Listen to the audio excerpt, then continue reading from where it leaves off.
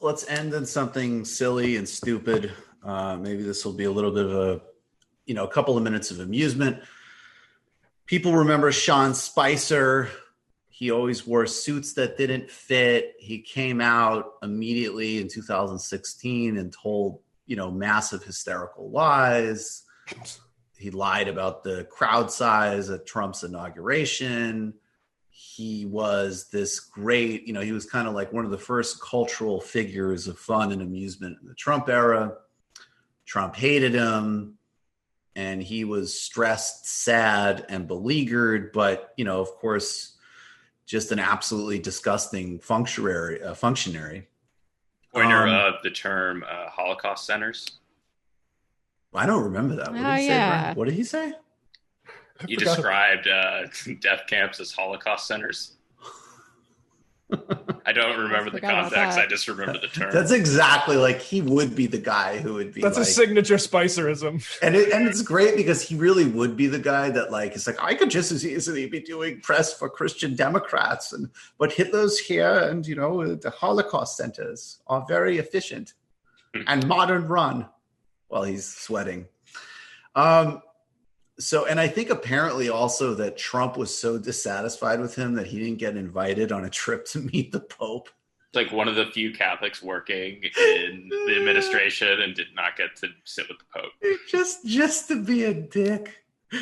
Anyways, so even though we know that, Trump is a waddling baby who is so cucked that he runs to the Situation Room just because there's some protests going on. He has successfully cucked poor old sad Sean Spicer. And here they are. Where is Spicer's show for? Like, what network is it on? One of these made up money laundering networks. Right. It's one of these Newsmax or something. Yeah, it's one of these how do we offload all this amphetamine money? No, we're just kidding. We have no idea. No, but there are these networks that pop up, and I could say this, as sometimes how do you guys have office space in Times Square and cars and 5 people are watching this? It's actually usually just some rich guy who's like, I want people to understand that Israel needs to be able to nuke Iran. Anyway, Sean Spicer didn't get his TV show on any of the main networks. Here he is on one of the sad ones, and he's going to get cucked again. So you talked about, Jeff Sessions being a mistake. Is there any other mistakes that you think that you've made, or people that you shouldn't have hired, or that you regret? I made a lot of great moves. I've hired some great people. You know some of them, but we have some great people in government. No, Jeff Sessions I'm on the bad list, right? No, you're on a good list. You did a very good job, and you're doing very good now, and you did very well in Dancing with the Stars. Thank you, brother. I think a lot of our fans were out there. I don't know if you were quite as good as your result, but we'll leave that. Your support was better than my dancing. I think you had a lot of great support. Well, that's because people like you and respect you, but thanks, sir. Not necessarily as a dancer, but that's okay. But no, Sessions was a mistake. So it was on Newsmax.